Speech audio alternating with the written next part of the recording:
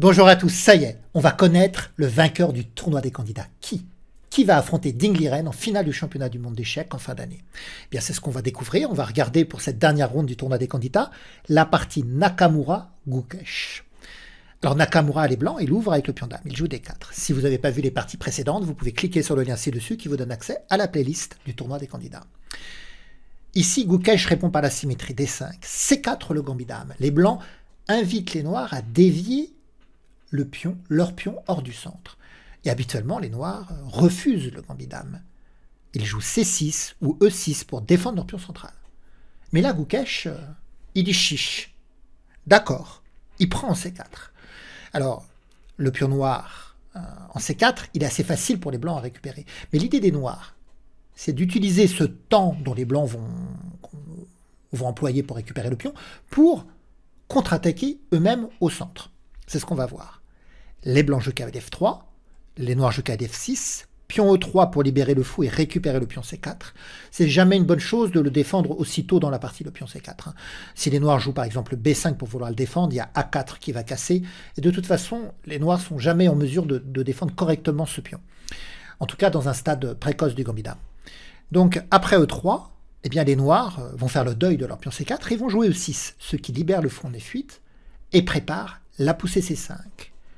Alors, les blancs prennent en C4, fou E7, cavalier C3, et ça y est, C5. En fait, les noirs vont faire aux blancs ce que les blancs leur ont fait. C'est-à-dire les blancs ont utilisé le pion de l'aile, le pion C, pour aller attaquer le pion central D5, et les noirs utilisent leur propre pion C pour attaquer le pion central des blancs en D4. Sauf que les blancs, ils ne prennent pas ici, ils vont jouer A3. Pourquoi A3 ? Plus tard, il peut être utile pour les blancs de prendre en C5, faire arriver le fou en C5 pour ensuite enchaîner par B4, attaquer le fou, donner la case B2 à leur propre fou sur la grande diagonale. Donc A3 va préparer une poussée ultérieure B4. Petit roc. Les noirs jouent A6, eux aussi pour préparer la poussée B5 et la mise en fianchetto de leur fou de case blanche sur la plus grande diagonale.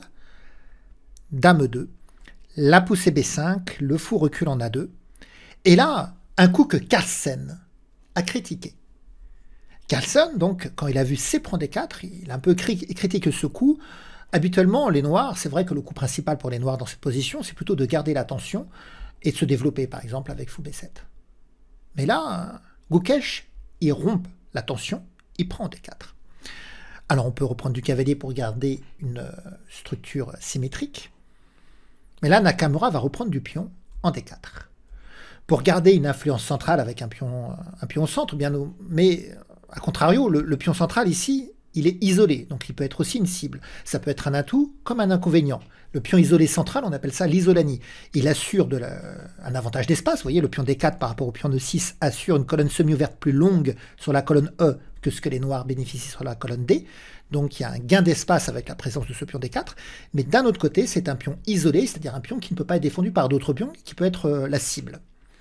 Alors pourquoi d'ailleurs Nakamura cherche à reprendre du pion et non pas du cavalier? Il cherche à déséquilibrer la position, parce qu'il faut comprendre que Gukesh, il a un demi-point d'avance. Et donc si Nakamura veut gagner ce tournoi des candidats à l'issue de cette dernière ronde, de cette ultime ronde, Nakamura doit gagner. Gukesh peut faire match nul. Alors ici on l'avait dit, je vous l'avais dit, Carlsen avait critiqué l'idée de Gukesh de prendre en D4. Mais là, Gukesh, il enchaîne par la poussée du pion en B4. Alors que le coup principal, c'est toujours le fou en B7. Et ça, Carlsen a été surpris. Carlsen a même dit qu'il ne s'attendait pas à ce coup. C'est la première fois qu'il voyait cette idée.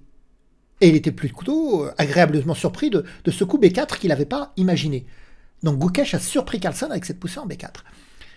Alors, en fait, ça a été joué une fois, cette poussée en B4, dans cette position, par Ivan Sokolov avec les noirs contre Sadler. Ça a été joué dans les années 2000. Sadler contre Sokolov, il avait pris, et Sokolov, il avait ensuite joué cavalier C6 pour attaquer D4 et B4. Dans la position, cette poussée en B4, contre cette poussée en B4, Nakamura va jouer cavalier E4. Il va y avoir l'échange, prise en A3, prise en A3, le fou en B7 qui attaque le cavalier qui se repositionne en C3. Alors qu'est-ce que ça a fait, cette poussée en B4? Eh bien, ça a ouvert la colonne B, ça ouvre la position à l'aile dame. Et il faut comprendre que les noirs, en recherche d'un match nul. Ils sont plutôt pour l'échange de pièces et la transition en finale. Et plus le jeu est ouvert à l'aile dame, plus ils auront des lignes ouvertes pour provoquer des échanges. Et puis le pion D4, le pion central D4, qui assure l'avantage d'espace sur la colonne E. On a dit que c'était une faiblesse parce qu'il était isolé, mais d'un autre côté, ça peut être un avantage parce qu'il assure un gain d'espace central, et de cette gain d'espace central, ça peut permettre de déclencher des attaques à l'aile roi.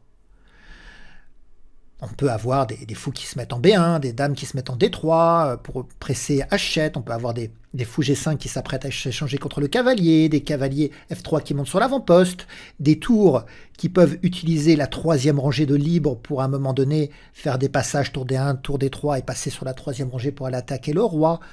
Il y a différents mécanismes pour essayer d'attaquer le roi grâce à l'avantage d'espace central. Or, plus on ouvre l'aile dame, plus on trouve d'échanges et de moyens de distraire les blancs de leur capacité d'attaquer à l'aile roi. Donc c'est une bonne idée finalement, cette poussée en B4 qui ouvre les lignes et qui permet d'avoir plus de chances d'échanger des pièces et donc d'amoindrir les possibilités d'attaque des blancs contre le roi noir. Et d'ailleurs, Gukesh va assécher tout dynamisme de Nakamura dans la position. Il commence à jouer cavalier D5, il propose des échanges de pièces. Alors fou D2 a été joué. Prise en C3, fou prend C3, cavalier D7 qui se dirige en F6, fou B1, tour C8, attaque le fou C3 qui recule en D2, cavalier F6 qui sécurise l'aile roi, le cavalier revient à l'aile roi pour défendre l'aile roi, et toujours contrôle bien la case D5, vous voyez, il y a 4 bloqueurs du pion isolé D4, et puis on va avoir les menaces de fou prend cavalier pour prendre le pion isolé. Ici Nakamura joue fou D3, il accepte l'échange du fou contre le cavalier, la perte du pion D4 pour essayer de contre-attaquer sur A6. Donc il veut troquer la faiblesse de son pion isolé D4 contre A6 pour obtenir un pion A passé. Alors il y a fou prend F3, dame prend D4.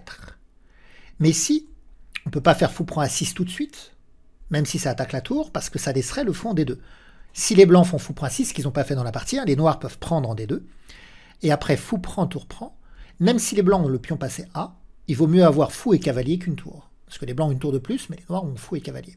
Ça, en fait, cette position, elle est finalement dangereuse pour les blancs. Donc dans la position, les blancs, ils ont joué tour F en D1.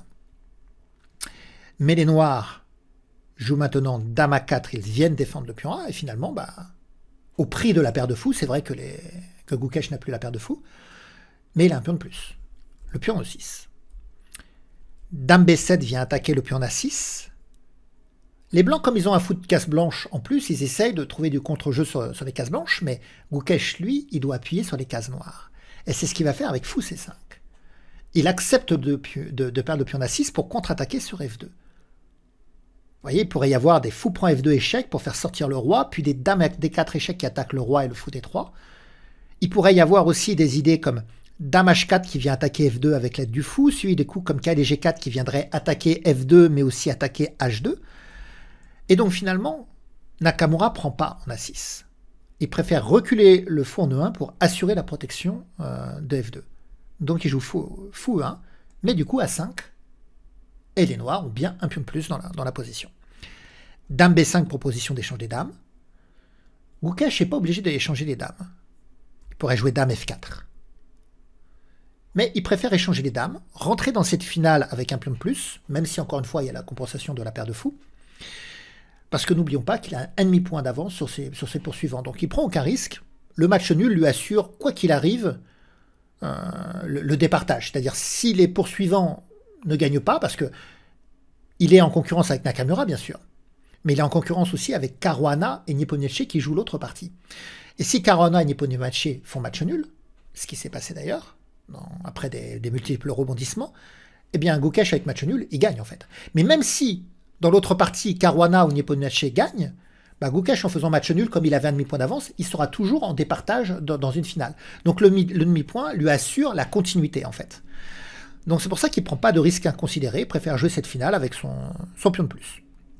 Fou B6, tour C1 est joué, cavalier D5, roi F1, tour D8. Pion A4. En plus, Gukesh, il sait que si Nakamura veut se qualifier, Nakamura va devoir forcer la position. Or, en forçant, peut-être qu'il va s'exposer et subir des contre-attaques, ce qui permettra à Gukesh peut-être de gagner et de contrer. Un peu comme au football, quand on est obligé de marquer, de revenir au score, on va prendre beaucoup de risques en attaque, au risque de se découvrir et de se faire contrer après. Donc Gukesh, finalement, il a une bonne partie de contre ici. Roi F8, pion G3, centralisation du roi dans la finale, F5, tour C4. On a l'échange des tours, tour prend, fou prend, cavalier B4 avec la proposition d'échange des tours. Tour B1, on attaque 2 fois le cavalier B4, fou C5 pour défendre. Tour C1. Alors là, les blancs menacent peut-être des coups comme fou prend E6 pour ensuite attaquer le fou. Mais Gukesh y joue de manière assez subtile cavalier C6. Parce que sur fou prend E6, c'est pas roi prend qui se passerait. C'est la fourchette cavalier D4. Par exemple, sur fou prend E6, il y aurait cavalier D4 échec, le roi doit bouger, puis le cavalier prend le fou en protégeant le fou. C'est pourquoi dans la position, Nakamura ne peut pas prendre le pion de 6. C'est Nakamura, il joue fou C3. Il attaque G7 qui vient en G5. Fou B5 attaque le cavalier. Fou A3 contre-attaque sur la tour. Tour C2. Cavalier D4 échec force l'échange des fous et donc ça casse la paire de fous de Nakamura. Et maintenant on arrive dans une finale de fou de couleur opposée où il va être très compliqué pour Nakamura de gagner cette partie. Alors, il récupère le pion en H7 quand même. Roi F6, tour prend H7. Fou B4, on va contre-attaquer avec l'arrivée de la tour en D2. Fou D3 pour bloquer. E5 pour jouer E4, repousser le fou et jouer tour D2. F3, E4, prise en E4, prise en E4, fou B5. Fou E7 a été joué. Donc là, qu'est-ce qui s'est passé? H4, prise, tour B4, tour H5, roi G7, fou D7,